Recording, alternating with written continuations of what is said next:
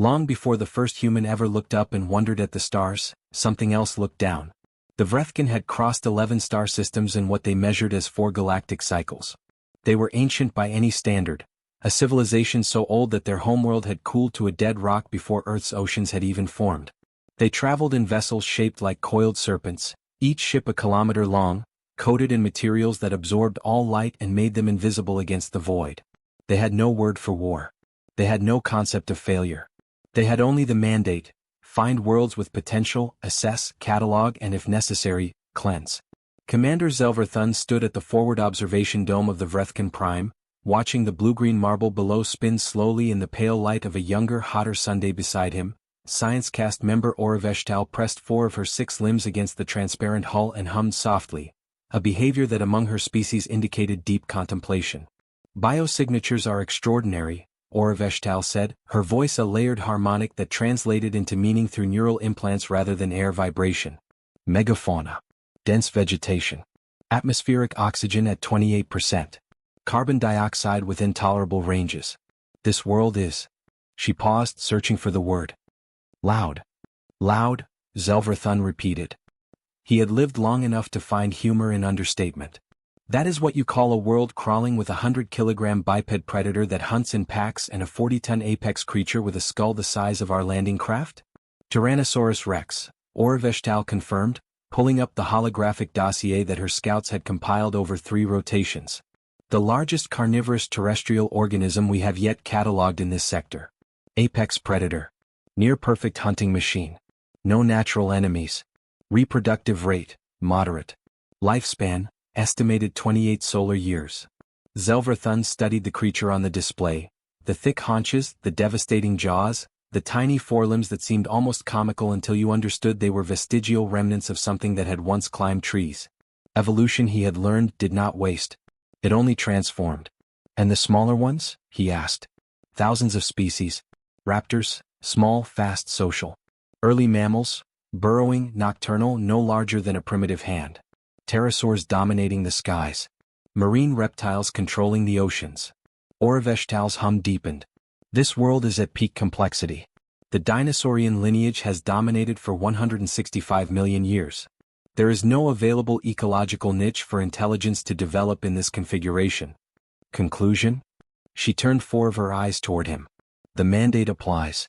If this world is ever to produce a Type 1 civilization, the dominant lineage must be removed. The mammals show protocortical development in 17 cataloged species. Given the right conditions, primarily removal of apex competition, they could fill the ecological vacuum within. She calculated 60 to 80 million years. Zelverthun was quiet for a long moment. Below him, unaware, a herd of triceratops moved through a Cretaceous floodplain. Their 3-horned heads bobbed as they fed on ferns still wet from morning rain. A juvenile, perhaps 2 years old, stumbled on a root and was gently nudged upright by its mother. He had seen this scene 10,000 times on 10,000 worlds. He had given the order 10,000 times. Prepare the Kethverith protocol, he said quietly. Standard kinetic impactor. No beam weapons. We want the atmospheric effects to be natural looking. Use the asteroid cluster in the outer belt. Target the Yucatan Shallow Sea for maximum ejected dispersal. Mass. Oriveshtal asked, already inputting coordinates. 12 kilometers. That should be sufficient for a global extinction-level event without destroying the planetary crust. We need the world intact. The mammals will need something to inherit. He turned away from the window. He did not watch the herd anymore. Below, the Triceratops' mother licked the dust from her juvenile snout, and the baby made a sound that, to anyone who had ever loved something smaller than themselves, was unmistakably a sound of contentment. Zelverthun did not hear it. He was already walking toward the command deck. In the lower holds of the Vrethkin Prime, in a cell that had no name because the Vrethkin did not believe in naming things they considered temporary, something stirred. Something that the crew had picked up 6 cycles ago from a dead world in the Perseus Arm. A survivor. A specimen. A curiosity. Researcher Pelthakvor had labeled it simply, Anomaly 7. Anomaly 7 sat cross-legged in the corner of its containment field, eyes half closed, breathing slowly. It had learned quickly that panic wasted oxygen and that stillness unnerved its captors in ways that screaming never could. It had spent the last equivalent of 3 months doing something none of the Vrethkin understood. It was thinking. Planning. learning the patterns of the ship's systems through nothing more than observation, vibration, and the faint electromagnetic hum that no Vrethkin ear could detect, but that Anomaly 7, with its strange, soft, two-eared head, could feel like a heartbeat. The captors didn't know that Anomaly 7 had a name. They didn't know it had a people. They didn't know that its people, small, soft, slow by Vrethkin standards, had survived things that should have killed them on 17 separate occasions. They didn't know that its people had been doing what Anomaly 7 was doing right now for 10,000 years before they ever built their first ship. They were watching. They were learning. And they were waiting. Anomaly 7's name was Commander Arev Solenkade. And she was the last surviving member of the ESS Perseverance, a human deep scout vessel that the Vrethkin had destroyed without warning in the Perseus Arm 8 months ago. She had been asleep in a cryopod when the ship was hit. She had survived by accident, been found by accident, and kept alive out of scientific curiosity by a species that genuinely could not imagine what made her dangerous. That was their first mistake. Their second mistake was bringing her within range of a planet. Commander Cade opened her eyes fully for the first time in 3 hours and looked up at the containment field's power conduit junction. The one that pulsed every 9 seconds, the one she had memorized the rhythm of, the one she was going to use tomorrow. Below the ship, 66 million years before her own time, the dinosaurs grazed and hunted and lived their loud, magnificent lives. Above them, in the cold dark, a human smiled. Oreveshtal had been a science cast member for longer than most civilizations had existed. She had seen worlds burn. She had watched oceans boil away into space. She had catalogued the final moments of species that had spent millions of years evolving into something beautiful and complex and irreplaceable, and she had written their epitaphs in the cold language of data. Mass, behavioral index, reproductive capacity, neural complexity rating. She had done this without trembling. She had done this because the mandate required it, and because the mandate she had always believed was right. 10,000 worlds. She had been part of 11 extinction-level protocols across her career. Each one had been justified. Each one had been necessary. Each one had opened a door that evolution, left alone, would have kept shut for another 100 million years. On Vethola 9, the mammalian descendants of the cleansing had developed radio technology in 62 million years. On Prethcon 4, the avian survivors had achieved faster-than-light travel in only 48 million years, a record. On Grelvort, she paused. On Grelvort 2 there had been no survivors. She had miscalculated the impactor mass by 3%. The world had lost its atmosphere entirely. A billion years of evolution gone. Not transformed. Not redirected. Gone. She had filed the report. She had received a formal notation, acceptable loss within protocol variants. And she had moved on. Today, standing before the observation window watching the blue world turn, she was not moving on. Oreveshtal. The voice of junior researcher Fethrakvel came from behind her, young, 3 cycles out of training, still wearing the pale silver uniform of a cadet caste. The targeting solution is finalized. Commander Zelverthun requests your confirmation signature for the Keth Vareth activation sequence. I know, she said without turning. The impactor will reach terminal velocity in 22 hours. If we do not release it within the next 4 hours, the orbital window closes and we must wait another. I know the orbital mechanics, Fethrakvel. Pause. Then. Shall I tell the commander you are on your way? Tell him, Oreveshtal said slowly, that I am reviewing the mammalian survival probability matrix and require an additional 2 hours. This was a lie. But it was the first lie she had told in 300 years, and she was surprised by how easily it came. She turned back to the window. Below, in the shallow coastal waters of what would one day be called the Gulf of Mexico, a mosasaur, 6 meters long, scales shimmering blue-green in the warm Cretaceous water, breached the surface to snap at a low-flying pterosaur. The pterosaur wheeled away, shrieking, and the mosasaur crashed back into the waves with a sound that, even through the vacuum of space, Oreveshtal somehow felt. She pulled up the mammalian survey data again. 17 species showing protocortical development. The most promising, a small, shrew-like creature roughly 10 centimeters long, currently sheltering in burrows beneath the roots of cycad trees in what the future would call Asia. Brain-to-body ratio, notable. Social behavior, complex. Parental investment, unusually high for its size. The computer projected its descendants, running a standard evolutionary probability simulation, forward in time. 60 million years. 70. The shrew things grew. They diversified. They moved into every niche left empty by the great dying. Some became hunters. Some became grazers. Some, in the simulation, developed hands. And then, barely visible at the simulation's furthest edge, there was something like a fire. And a shelter built of sticks.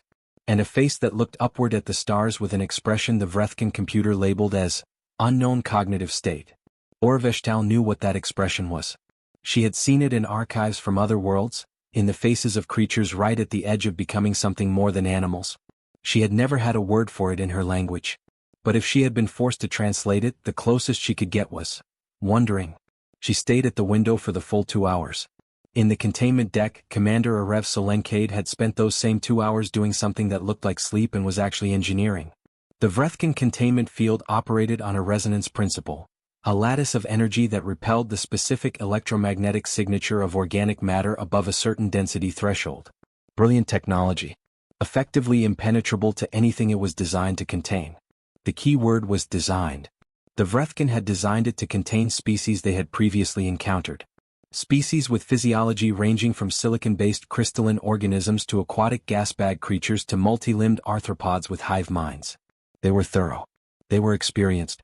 They were, by any reasonable measure, the most sophisticated jailers in this arm of the galaxy. They had never encountered humans. More specifically, they had never encountered a human engineer who had spent 8 months memorizing every vibration, every power fluctuation, every microsecond gap in the field's resonance cycle while pretending to be a passive, confused specimen. Cade had identified the gap on day 47. A 0.003 second window every 9.1 seconds where the field's lateral nodes desynchronized slightly. A manufacturing tolerance, probably, or a harmonic interaction with the ship's drive systems. During that window, the field's repulsion coefficient dropped by 11%. Not enough for most things. Enough for a human hand, moving at exactly the right speed at exactly the right angle with exactly the right timing. She had practiced the motion 10,000 times in her mind.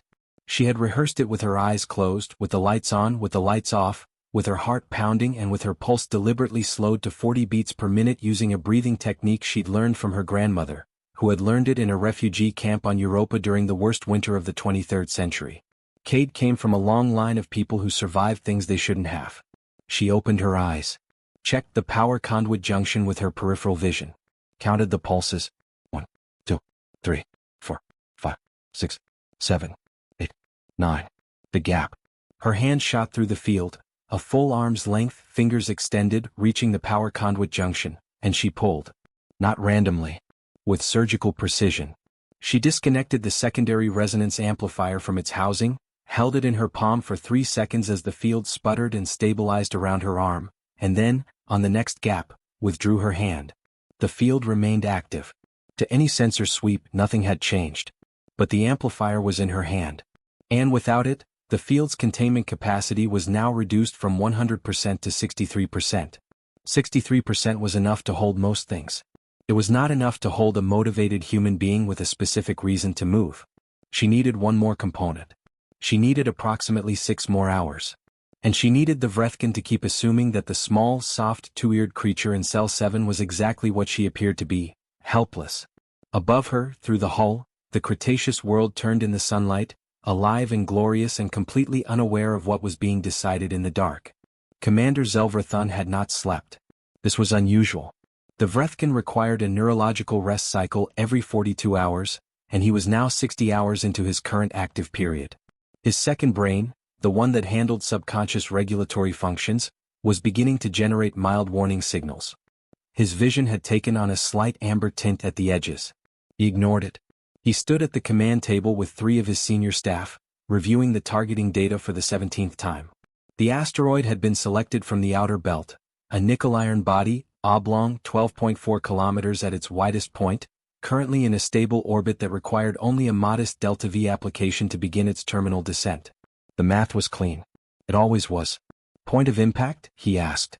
Navigation cast Threlikvor brought up the holographic projection. A shallow water shelf lit up in pale blue, the northwestern curve of what the crew had labeled Sea Pocket 7 for lack of a better term. The Yucatan Shelf. Water depth averages 30 meters. Impact at this location will generate maximum ejecta dispersal.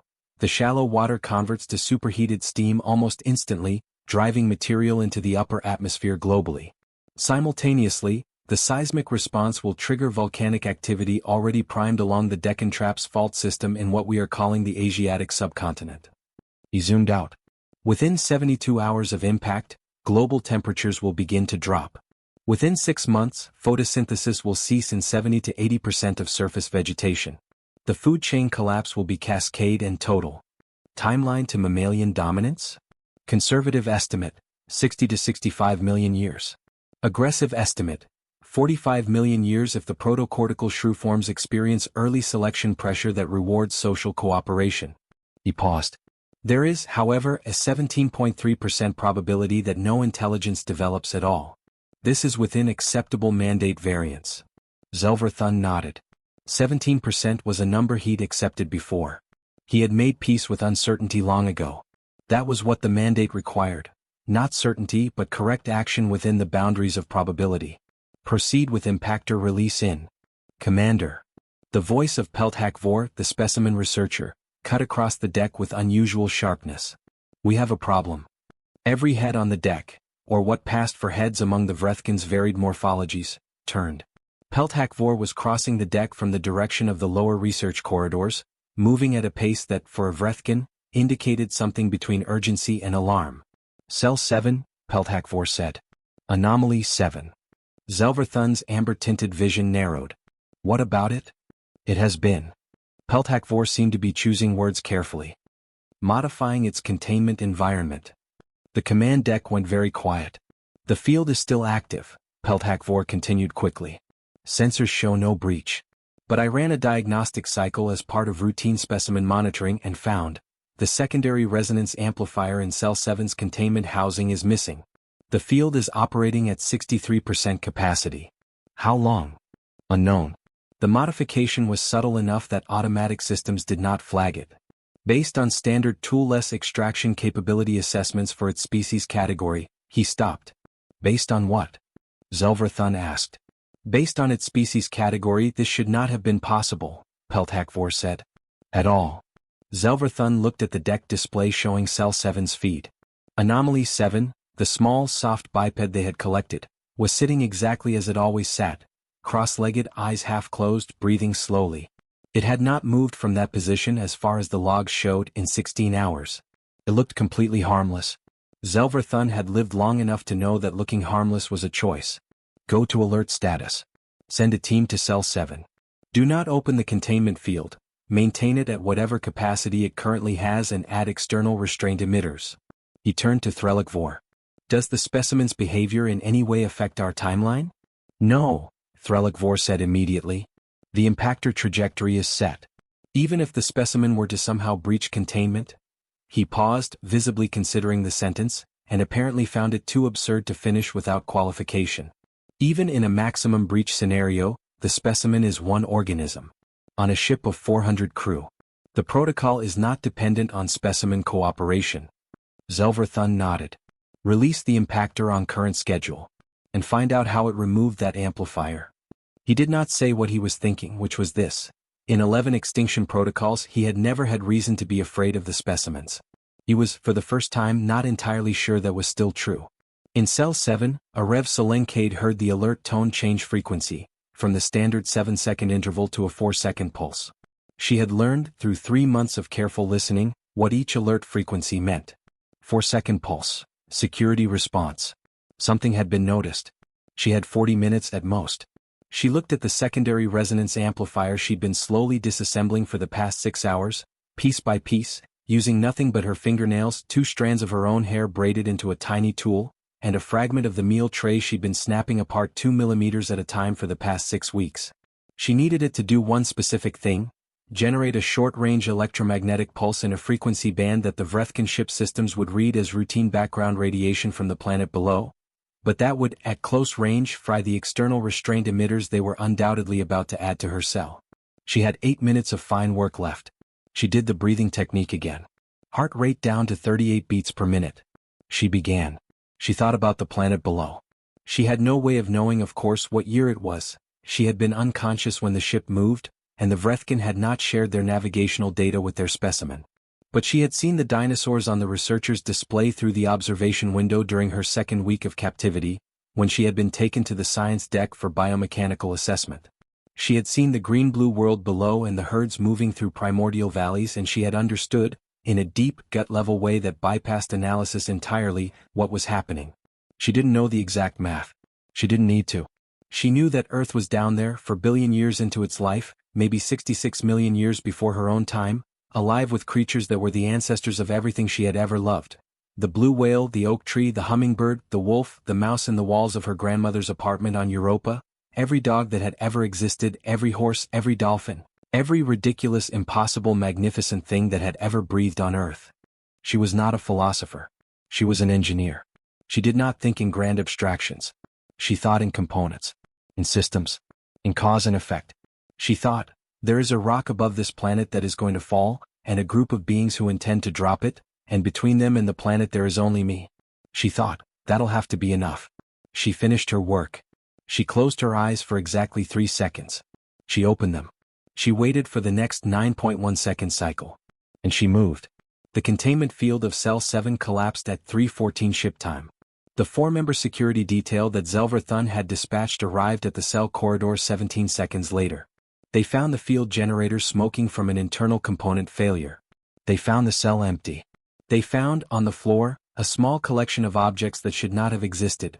2 strands of human hair twisted into a precise coil, fragments of a meal tray arranged in a pattern that none of them could immediately interpret, and the secondary resonance amplifier, now disassembled into 11 separate components, each with a specific function that became clear only when researcher Pelthakvor arrived and stared at them for a long, horrified moment and said very quietly, "She built a pulse generator." "Out of what?" the security lead demanded. "Out of the amplifier I listed as our only security concern. And her own hair." Pelthakvor reached down and picked up one of the hairwire coils with his primary manipulator. "This material, the filamentous protein strand, it has a natural resonance frequency." She identified it and used it as a tuning element for the EM pulse. "The precision required is..." He stopped. "Is what?" the security lead pushed. "Is not consistent with what I know about this species' technological level," Pelthakvor said carefully. "Or with any species we have assessed as pre-interstellar capability."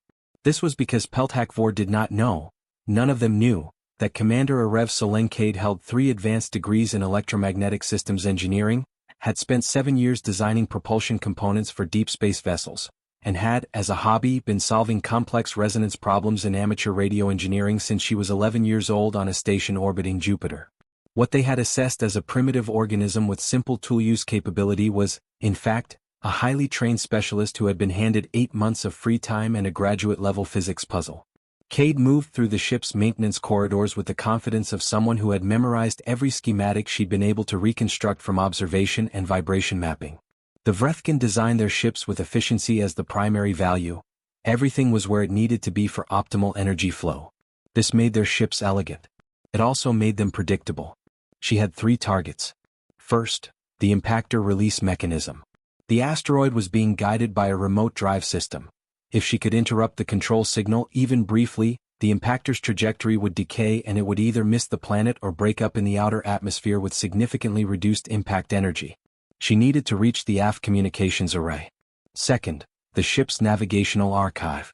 If she survived this, and she was operating on the assumption that she would because the alternative was unproductive, she needed coordinates. Specifically, she needed to know if the Vrethkin had a home base, a fleet, other ships. She needed to understand how big the threat was. Third, and she tried not to think about this one too much because thinking about it would cost her the emotional flatness she was currently depending on, she needed to send a signal. Somewhere in the Vrethkin communication system, there should be a frequency band she could use to broadcast on human-detectable wavelengths. A long shot. A message in a bottle. But if she didn't make it out, someone should know this was here. Someone should know what was happening to Earth's past. She turned a corner and stopped. The corridor ahead was not empty. Oreveshtal stood in the intersection, alone, all 6 of her limbs still, 4 of her eyes focused on Cade with an expression that Cade's neural translator, a small implant behind her left ear that the Vrethkin had not known to remove because they hadn't known she had it, rendered as something like grief. The 2 of them looked at each other for a full 3 seconds. "You knew I was coming," Cade said. "I tracked your heat signature through the ventilation system," Oreveshtal said. Your metabolic rate produces a distinctive thermal pattern when you are in what I believe you would call a high-stress problem-solving state. I have been observing you for months, Commander Cade. The use of her rank hit Cade like cold water. You know who I am. I know your species launched its first crewed interstellar vessel 43 years ago by your calendar. I know the Vrethkin Command has been aware of your civilization's development for approximately 200 of your years.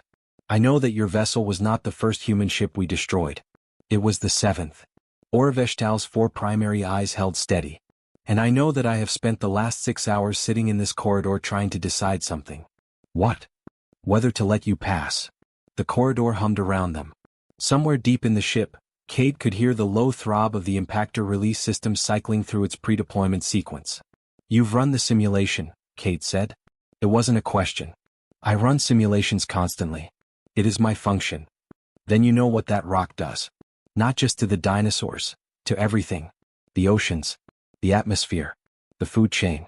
165 million years of evolutionary complexity, gone in a geological instant. Redirected, Orveshtal said carefully. Not gone. The mandate. Don't. Cade's voice was quiet, but it cut. Don't tell me about the mandate. You've been sitting in this corridor for 6 hours. Scientists don't sit in corridors for 6 hours to enforce a mandate they believe in. They sit in corridors for 6 hours because they stopped believing in it and they're not sure what to do next. Orveshtal's harmonic hum dropped an octave. In Vrethkin communication, Cade's translator noted, terminal uncertainty. The small shrew creatures, Orveshtal said finally. In the simulation. After 60 million years. The face they make when they look at the stars. Yes, Cade said. My species made that face once. Orveshtal's primary eyes dropped briefly to the floor. We made it 300 million years ago. Then we found the mandate. And we stopped looking up. We started looking down, at other worlds, other species, running calculations, managing outcomes. She paused. I have not looked up in a very long time. Cade said nothing. She waited. The aft communication array is 14 corridors from here, Orveshtal said. The impactor release control is in the same section. The security detail will reach this corridor in approximately 8 minutes on their current sweep pattern. She stepped aside. I will tell them I found this corridor empty. Why? Orveshtal looked at her for a long moment. Because, she said, the simulation showed me a face looking at the stars. And I want to see what it becomes. Cade moved. At the corridor intersection, she paused and turned back. What's your name? She asked. Your actual name, not your caste designation. The Vrethkin was quiet for a moment. We do not. She stopped. Started again. Vel, she said softly. It was the first syllable of her designation, the only part that was, technically, unique to her. My name is Vel. I'm a Rev, Cade said. And then she ran. The aft communications array was exactly where Orveshtal Vel had said it would be. Cade bypassed 2 security locks using the pulse generator she'd rebuilt from the resonance amplifier components she'd pocketed before leaving her cell. She was inside the array control room in under 4 minutes. She estimated, perhaps 6 minutes before the sweep found her. The impactor release system was a marvel of Vrethkin engineering, clean, minimal, redundant in exactly the ways that made it reliable and inflexible. There was a primary release trigger, a backup trigger, and a deadman system that would activate automatically if both the primary and backup were disabled. Clever. Thorough. Designed by beings who had done this before and knew how people tried to stop them. Cade stared at the system for 11 seconds. Then she did something that no Vrethkin engineer would have thought to do, because it was not an engineering solution. It was a human solution. She didn't try to disable the system. She reprogrammed its target. Using the control interface, which, fortunately for her, was designed for universal biological interaction via touch pressure input rather than species-specific neurological encoding, she accessed the targeting data and made a single change to the impactor's guidance vector. A 3-degree azimuth shift. 3 degrees sounds trivial. At the distances involved, it translated to a missed distance of approximately 47,000 kilometers. The asteroid would pass Earth at 47,000 kilometers, close enough to be visible from the surface as a bright streak in the sky, close enough to cause significant tidal effects on the oceans, close enough, perhaps, to trigger some volcanic activity from gravitational stress. But not close enough to hit. Not this one. Not today. She completed the change in 4 minutes and 20 seconds. Then she turned to the communications array and began the second task. Broadcasting on human-detectable frequencies from a Vrethkin array was like trying to play a piano concerto on a freight truck. Technically possible, deeply inelegant, likely to damage the instrument. She stripped the array's modulation filters and rebuilt the frequency output range in a way that its designers had never intended, using the last components from her pulse generator. She began to record. This is Commander Arev Solen Cade, ESS Perseverance, Field Registry Number 77 Alpha Delta 9. If this message reaches human receivers at any point in any timeline, the Vrethkin are real. They have been observing Earth for 200 years. They operate under a protocol called the Mandate. They find worlds with intelligent potential and remove whatever species is currently dominant to accelerate the development of a target species they deem more promising. They destroyed 6 human ships before mine. They have a home system. I have the coordinates on a data chip I'm about to launch on a separate signal carrier. Find it. She paused. I stopped the impact. The dinosaurs live today. I don't know what that means for history. Maybe everything changes. Maybe nothing does. Maybe time has a way of finding the same destinations through different routes. Maybe this message is why the asteroid missed. Maybe it always missed. I can't know. She exhaled. What I know is this. There is a species out there that has been doing the universe's killing for longer than our planet has had complex life. And they have never met a species that fought back. She looked at the display showing the Cretaceous world below. Green and blue and impossible. We do, she said. We always do. Tell them that. She launched the carrier signal on a trajectory that would intersect with the solar system's outer boundary in approximately, she calculated quickly, 66 million years. Give or take. She turned off the recording. She had 12 seconds before the security team came through the door. She knew because she could hear their footsteps. 4 sets of limbs moving fast 2 corridors away. She used those 12 seconds to look out the array room's small viewport at the planet below. A herd of something, she couldn't tell from this distance, but the size and movement pattern suggested hadrosaurs, was moving along a river delta, their shapes tiny and perfect against the silver-blue water. A pterosaur wheeled above them, catching an updraft. The sunlight on the Cretaceous ocean was the same golden color as the sunlight on Europa Station where she had been born. It was the same light. It had always been the same light. She thought about the small shrew things in their burrows under the cycad trees. Waiting out the night. Nursing their young. Surviving the way small things have always survived. By being clever, being patient, being harder to kill than anything expected. She thought, I know how you feel. The door opened. Zelverthun himself was first through, which surprised her. He was flanked by security and he looked, for the first time since she had begun studying his behavioral patterns through her cell sensors, something close to uncertain. The impactor, he said. Was not a question. We'll miss, Kate confirmed. By 47,000 kilometers. Give or take. Zelverthun looked at her for a long time. His amber-hazed eyes moved from her to the targeting display, which now showed the revised trajectory clearly. Then to the communications array, which was still warm from recent use. Then back to her. Why, he said finally, did you not simply destroy the release mechanism? Because you'd have rebuilt it. And used a bigger rock. She met his gaze. I didn't need to stop you forever. I just needed to stop you today. The window closes in, she checked the navigation display, about 40 minutes. By the time you reset the targeting solution and acquire a new impactor candidate, the orbital geometry won't work for another 3.7 years. A lot can happen in 3.7 years. He was quiet. His secondary brain was, Cade suspected, running probability analyses at maximum capacity. You are one organism, he said. On a ship with 400 crew. You have no weapons. You have no allies. What? He asked in a tone that was genuinely curious rather than threatening. Do you think happens now? I think, Cade said, you have a choice to make. You can use the next 3.7 years to reset and try again, and every time you do I will find a way to stop you, and so will whoever receives my broadcast, and eventually the cost of cleansing this particular world becomes higher than the mandate accounts for. She paused. Or. You waited. You let the shrew things have their chance. All of them. The big loud ones and the small patient ones. You see what the simulation says they become. You see what that face looking up at the stars turns into when it has 66 million years in the right conditions. She looked at him steadily. You said you've done this 10,000 times. But you've never done it with someone watching. Someone who fights back.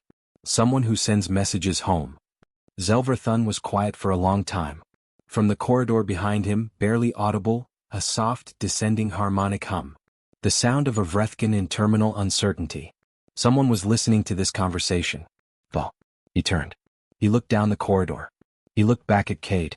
The impactor, somewhere in the outer belt, was already beginning its trajectory adjustment, following its reprogrammed path toward a near miss and a long dark journey around the far edge of the solar system. Below the ship, in a burrow beneath cycad roots in what would one day be called Asia, a small shrew-like creature nuzzled its young in the dark and waited patiently for morning. "Stand down," Zelverthun said finally. It was directed at the security team, but his eyes were still on Cade. He didn't explain further. The Vrethkin, apparently, did not feel the need to explain uncertainty. They simply lived in it when they had no other choice. Cade exhaled once. Slowly. 66 million years later, somewhere in the outer solar system, a tiny signal carrier would be found by a human deep space survey drone, orbiting quietly in the dark. The message it contained would change everything. But that is a story for another time. For now, the dinosaurs lived another few thousand years, and the shrew things waited in their burrows, and the Earth turned in the golden light of its younger sun. And somewhere high above it all, something that had never looked up at the stars in 300 million years turned its eyes, all four of them, toward the sky. And wondered,